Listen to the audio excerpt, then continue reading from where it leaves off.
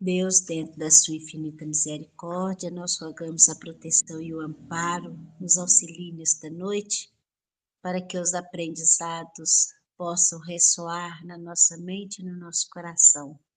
Abençoe, Senhor Jesus, a cada um de nós. Neste momento, estamos aqui reunidos em seu nome, para compreender melhor as passagens do Evangelho e assim nos encorajarmos para a nossa jornada. Se conosco, Senhor, agora e sempre, graças a Deus. Pois bem, minha amiga, hoje nós vamos à candeia debaixo do alqueire. No capítulo 24, não são os que gozam de saúde que precisam de médico. Então, aqui agora, nós vamos compreender o pensamento de Kardec sobre este assunto, né? Nós lemos a passagem na semana anterior e hoje nós vamos ler o entendimento de Kardec a respeito desta passagem. Essa passagem, ela se refere, está lá em Mateus, no capítulo 9, no versículo 10 a 12, vai nos falar a questão de que as companhias de Jesus chamaram a atenção dos fariseus, né? Aquela, como se diz, com quem que ele andava, criou um questionamento ali. Essa é a passagem. Aí Kardec vai dizer para nós assim: Jesus se acercava principalmente dos pobres e dos deserdados, porque são os que mais necessitam de consolações, dos cegos dóceis e de boa fé, porque pedem se lhes dê à vista, e não dos orgulhosos que julgam possuir toda a luz e de nada precisar. Essas palavras, como tantas outras, encontram no Espiritismo a sua aplicação que lhes cabe. Há quem se admire de que, por vezes, a mediunidade seja concedida a pessoas indignas, capazes de a usarem mal. Parece, dizem, que tão preciosa faculdade devera ser atributo exclusivo dos de maior. Digamos antes de tudo que a mediunidade é inerente a uma disposição orgânica de que qualquer homem pode ser dotado, como da de ver, de ouvir, de falar. Ora, nenhuma há de que o homem, por efeito do seu livre-arbítrio, não possa abusar. E se Deus não houvesse concedido, por exemplo, a palavra senão aos incapazes de proferirem coisas más, maior seria o número dos mudos do que dos que falam. Deus outorgou faculdades ao homem e lhe dá liberdade de usá-las, mas não deixa de punir o que delas abusa.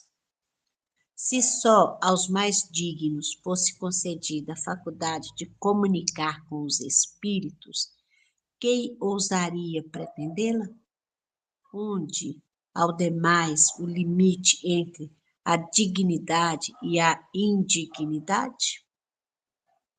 A mediunidade é conferida sem distinção, a fim de que os espíritos possam trazer à luz a todas as camadas, a todas as classes da sociedade, ao pobre como rico, aos retos como para os fortificar no bem, aos viciosos para os corrigir.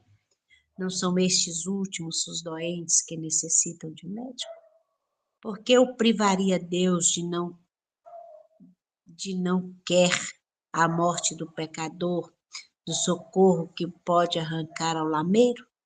Os bons espíritos lhe vêm em auxílio e seus conselhos dados diretamente são de natureza a impressioná-lo de modo mais vivo do que se os recebessem diretamente. Deus, em sua bondade, para lhe poupar o trabalho de ir buscá-la longe, nas mãos lhe coloca a luz. Não será ele bem mais culpado se não a quiser ver?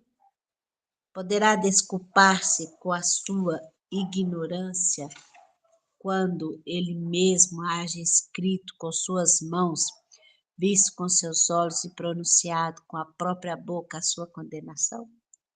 Se não aproveitar, será então punido pela perda ou pela perversão da faculdade que lhe fora outorgada e da qual, nesse caso, se aproveitam os maus espíritos para o obsidiarem e enganarem, sem prejuízo das aflições reais com que Deus castiga os servidores indignos e os corações que o orgulho e o egoísmo endurecem.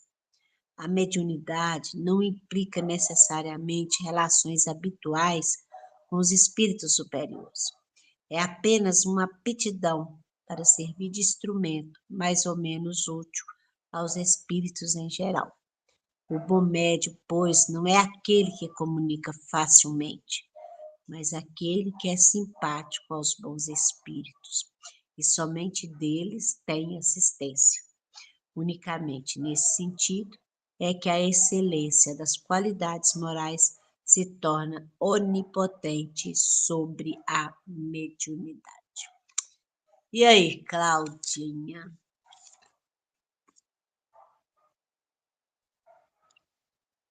O que você entendeu assim, que te chamou a atenção?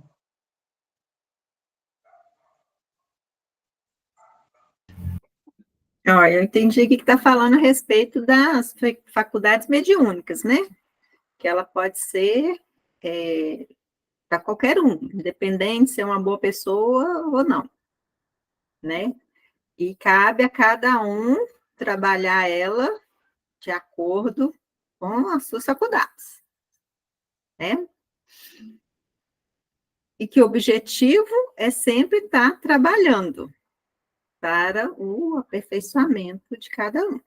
É isso? Falando aqui, exemplo que eu sempre pergunto, né?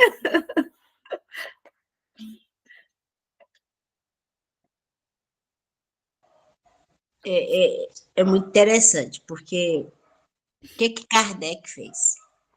Ele está fazendo uma associação dessa passagem do Evangelho para a gente cair em si que a mediunidade ela não é um privilégio, ela não é para espíritos evoluídos.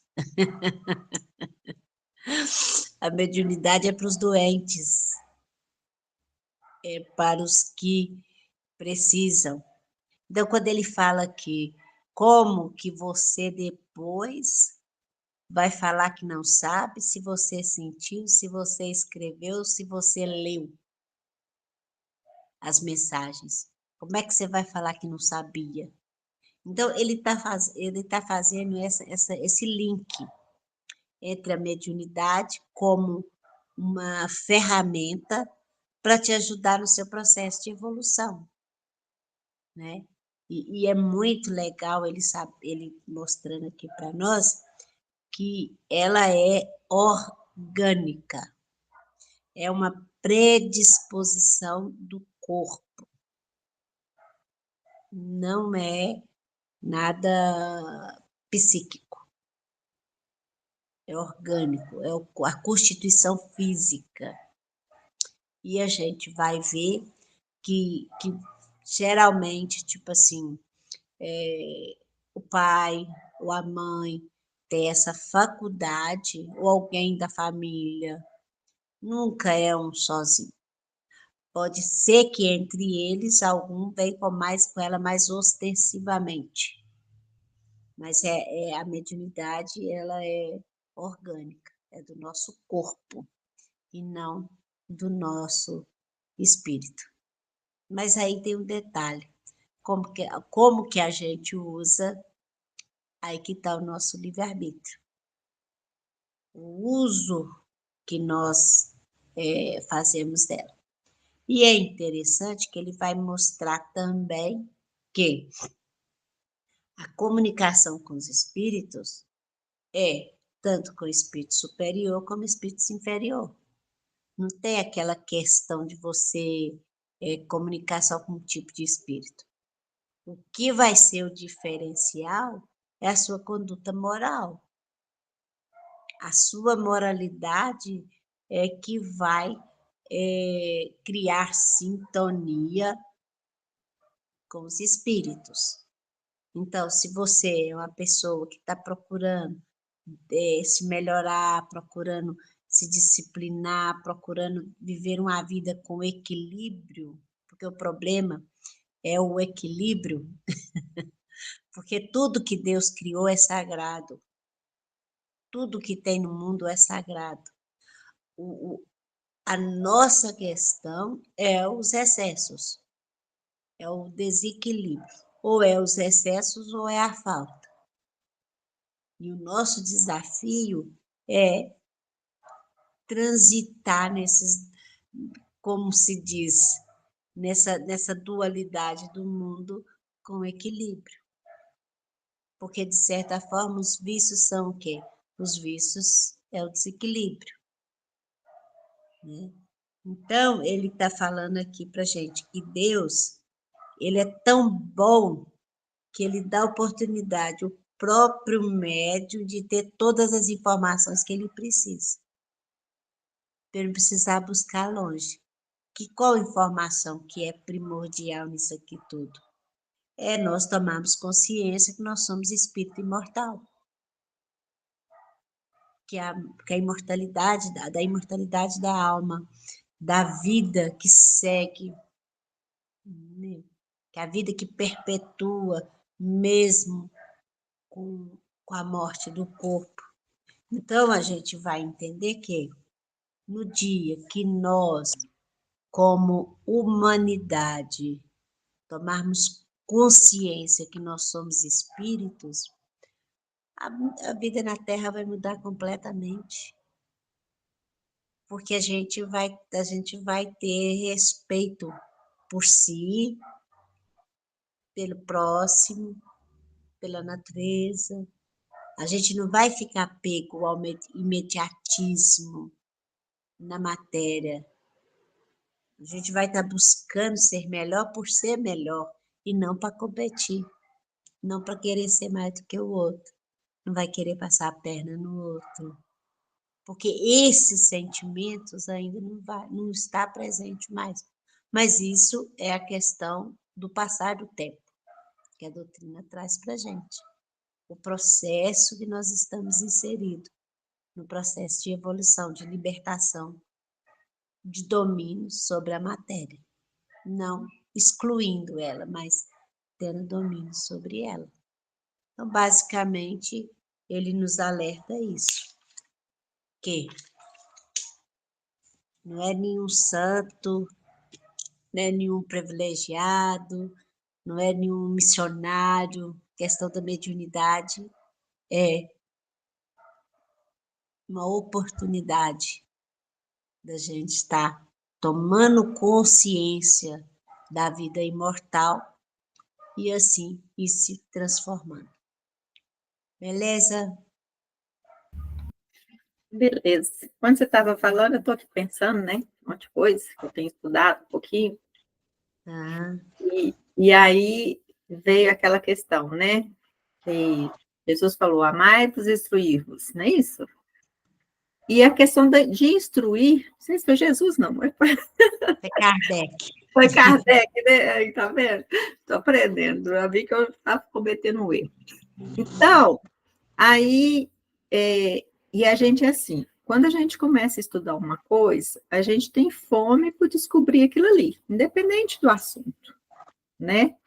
E cada vez que você aprende, você sente que você não sabe nada, que você quer aprender mais. Tudo, né? Tudo que é aprendizado.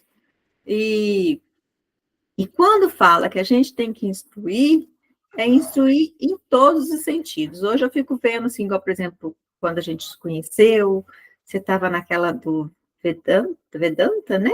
E ainda continuo. Continua, mas você estava muito empolgada. E a gente, quando está empolgada com alguma coisa, a gente fala muito sobre aquilo ali, né? Por quê? Porque você vai descobrindo coisa nova E cada aprendizado é muito gostoso, né? E a gente, como, né, da doutrina espírita, sabendo que somos todos médiuns, que a gente tem que se melhorar a cada dia, né? É muito bom quando você começa a estudar e ver resposta para um monte de coisa.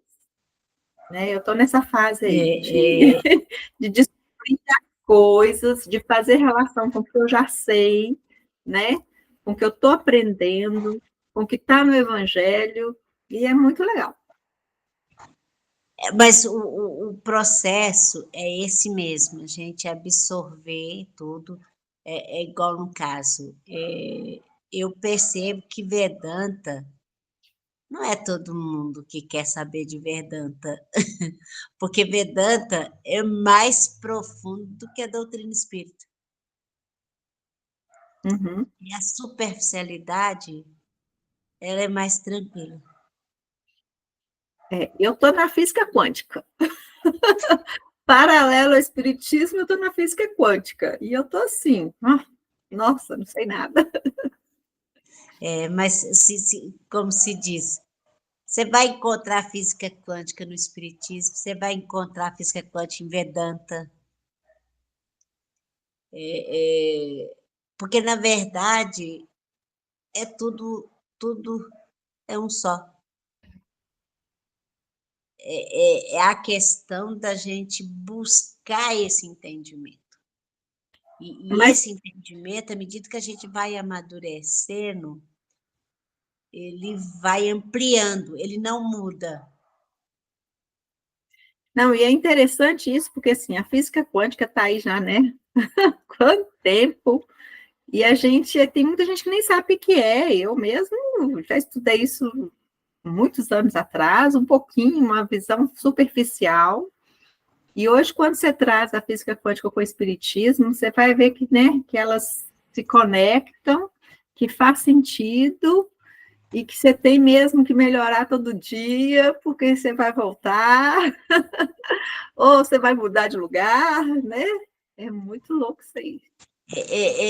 É a questão, Cláudia, que das teorias que são apresentadas, eu gosto de ouvir chegar até mim como teoria, porque a verdade absoluta nós não temos, são teorias que a gente vai vendo se faz sentido, se está dentro da lógica, se está dentro do bom senso, se faz sentido para a gente.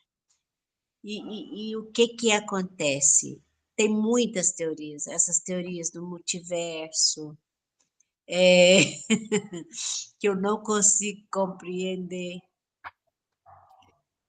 mas eu sei que tem gente que compreende de boa, tranquilo, tranquilo. Comprando já, né, lugar lá no multiverso, né? A minha mente não consegue trabalhar isso. Eu sei da minha dificuldade. Então, é muita coisa que eu ainda sou limitada. Mas eu vou mais para o lado religioso, para mim é mais fácil do que o da ciência.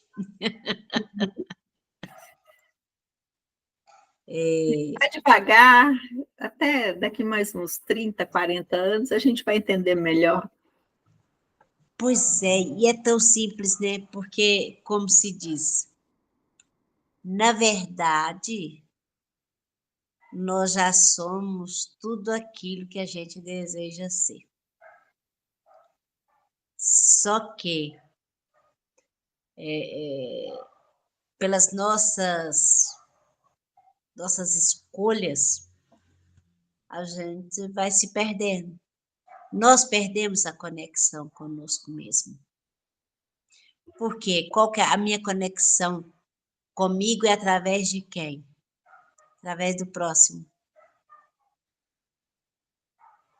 E isso, por causa do materialismo, a questão da matéria, nós estamos num processo assim de fechado do sentir e querendo só a lógica e as verdades universais, elas são no sentir. É muito fácil ficar preso no quarto, só naquele mundinho ali, sem contato com outras pessoas, que vai te fazer ter reações, e essas reações, né? Você vai se autoconhecer, aquilo que vai te incomodar, o que não vai te incomodar, né? Como que você vai aperfeiçoar se você não consegue lidar com o outro? Não tem jeito, porque o outro é o meu espelho. Eu vi um filósofo, eu esqueci quem é o nome dele, mas eu achei muito interessante que ele falou assim, ele fez uma comparação de nós, dessa humanidade, desse momento que nós estamos vivendo. Aí ele trouxe o exemplo da lagosta. A lagosta, a casca dela é dura. À medida que ela vai crescendo, ela vai sentindo apertada ali, o que ela faz? Ela se esconde dos predadores, ela vai para debaixo da pedra, e ali ela larga aquela casca e fabrica outra, e depois ela volta. Então, ela cresce. Ela tem que sair daquela casca ali para ela crescer. Porque enquanto ela não crescer, ali vai ficando cada vez mais insuportável. Então, ela é obrigada a crescer. E ele está falando com nós o seguinte: nós hoje, essa nossa humanidade, tem uma coisa me incomodando, eu vou ali e tomo um remédio para dormir. Eu não consigo lidar com as minhas dores e ver o que eu vou aprender com ela. A gente está correndo do processo da dor através da medicação. E aí? E aí, Uma hora vai estourar. isso, né? Porque tem, né, toda a parte da indústria em cima disso, né? Só que aí vem as outras medicinas antigas, falando, né, os pontos do seu corpo, as técnicas que você pode aplicar em você mesmo, né, que você se cura, né? A meditação de autocura. Nossa, muito bom. É É muito muito gostoso, é interessante. muito bom. Mas por quê? A partir do momento que eu vou através da meditação, a gente faz o quê? Encontro com a gente mesmo.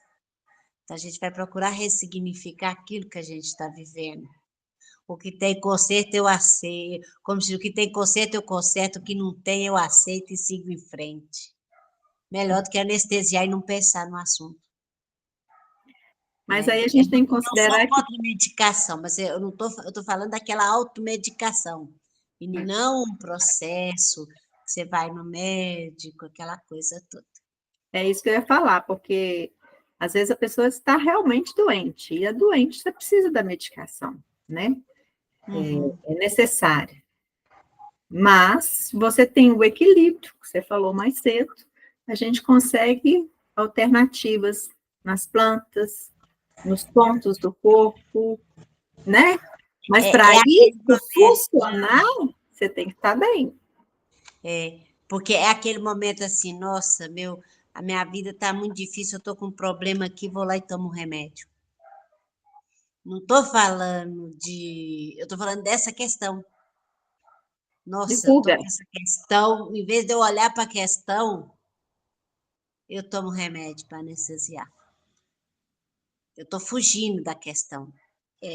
A gente tem que interpretar isso, que de repente é uma causa física, tal, né? De repente é algum transtorno. Não estou falando desse caso. Eu estou falando é quando o negócio, a gente não está conseguindo lidar com a questão, ou a gente vai para o álcool, ou vai para as drogas, ou vai para a medicação, isso é para os remédios para dormir, para esquecer. É diferente. É diferente de você, de repente, procurar um médico e ver que a sua questão é orgânica. É orgânico, de repente tem um déficit de algum componente no cérebro, entendeu? Não é esse caso que eu estou falando. Eu estou falando as fugas. É as fugas estratégicas que a gente realiza, né? Na questão do livro dos Espíritos, na segunda parte, no capítulo 1, onde fala dos espíritos, lá na questão 128, Kardec vai trazer para nós a respeito dos anjos e dos demônios. E aí a primeira pergunta que ele faz é: os seres a que chamamos anjos, arcanjos, serafins, formam uma categoria especial de natureza diferente da dos outros espíritos? É interessante, porque a gente sempre cria essa ideia de que são seres diferentes, criados à parte, né? Os demônios, os anjos. Aqui ele está falando dos anjos. Eu já estou adiantando os demônios. Porque tem sim, em outras tradições, falam dos anjos, né? Então, olha só o que o Espírito da Verdade vai dizer para gente. Que eles não são seres à parte, mas são os espíritos puros. Os que acham no mais alto grau da escala e reúnem todas as perfeições. Então, quando a gente ouvir falar de anjo, de serafim, de arcanjo, em outras tradições religiosas, tá tudo bem. Existe, de acordo com a doutrina espírita. Não foram seres criados à parte, mas sim espíritos puros, que alcançaram a sua jornada e hoje contribuem para a evolução. Então, um dia nós todos seremos anjos. E é muito interessante que, às vezes, né, a gente não estuda a doutrina espírita e vai para falar anjo e tal. Ah, não, anjo não existe. Existe. Legal, né? A gente vê. Então, olha só. O que é que vem escrito aqui para nós? Aí o Kardec fez uma notinha. A palavra anjo desperta geralmente a ideia da perfeição moral. Entretanto, ela se aplica muitas vezes à designação de todos os seres bons e maus que estão fora da humanidade. Disse o anjo bom e o anjo mau, o anjo de luz e o anjo das trevas. Neste caso, o termo é sinônimo de espírito ou gênio. Tomamos-lo aqui na sua melhor acepção. Então, é espírito. Mas se você quiser chamar de anjo, pode chamar de anjo também, não tem problema, tá tudo certo, né? Aí ele quer saber se percorreram todas as escalas. Aí a gente vai ver que eles percorreram toda a jornada igual nós estamos percorrendo a nossa jornada, né? E aí é muito, muito interessante que uma conhecida minha, ela fez hoje é 11, né? 12. 11 ou 12? 11. Deixa eu marcar aqui. Ela fez aquele teste aquele negócio do DNA, do Genera. Você faz pesquisa do seu DNA e o DNA dela veio pelas pesquisas da ciência, né? Que a genética dela foi um dos primeiros homens Homo sapiens que saíram da África Oriental. Mais de 100.000 anos atrás. É muita coisa para minha cabeça entender.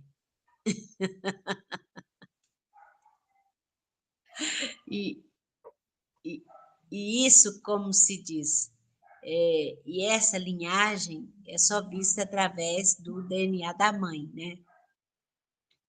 Então, olha só, um dos primeiros homens sapiens que saiu do continente africano há mais de 100.000 anos atrás.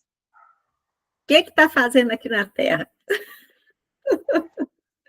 No Brasil, que eu quis dizer, né? Na Terra está na África, está na Terra também. Quem está no Brasil? Tá. 100 mil anos atrás. É muito assim. Eu não consigo. Aí é que a gente aqui na Terra, a gente fica, que nesse momento, nossa, a gente fica umas coisinhas tão sim, tão sem sentido. Pensar que no próprio corpo da pessoa tem uma célula que vem percorrendo há mais de 100 mil anos atrás. Isso é ciência, não é teoria. Aí, velho, é muito doido. Eu gosto muito daquele videozinho que mostra, né, a gente e vai diminuindo e vai para o universo, né, e pelas galáxias e tudo. A gente vê que a gente é tão pequenininho, né? Tão... E aí, na hora que você pensa nessa imensidão do universo, que você, né, pode ser um ser microscópico, Dá uma considerando. angústia, né? Dá um tão esquisito, não dá? Dá uma angústia. Você saber que, como se diz, na imensidão do universo, nem uma cabeça de alfinete. E a gente fica aqui, um perturbando o outro. Com o objetivo Matando de o quê? outro. Melhorar o espírito. Não é isso? Fica aqui perturbando a vida do outro, perturbando, como se diz, prejudicando a matéria, que é o corpo, que é o templo do Espírito Santo. Ai, ai, mas tudo bem, no final dá tudo certo. A gente vai aprendendo devagarinho essas verdades, né? E, então, nós vamos encerrar. Tem alguma dúvida? Não, tá tranquilo. Tranquilo, né? Você As faz a meninas têm prece. alguma dúvida aí? Não, tá tranquilo.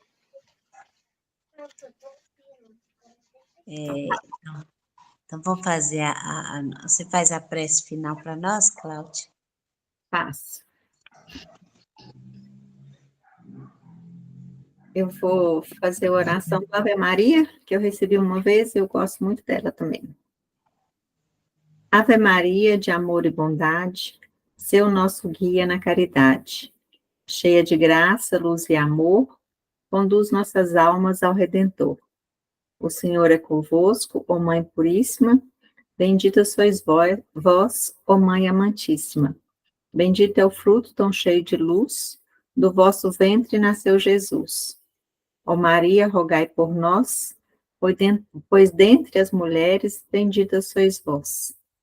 Que Maria nos proteja no dia a dia e agradeço a oportunidade do estudo de hoje.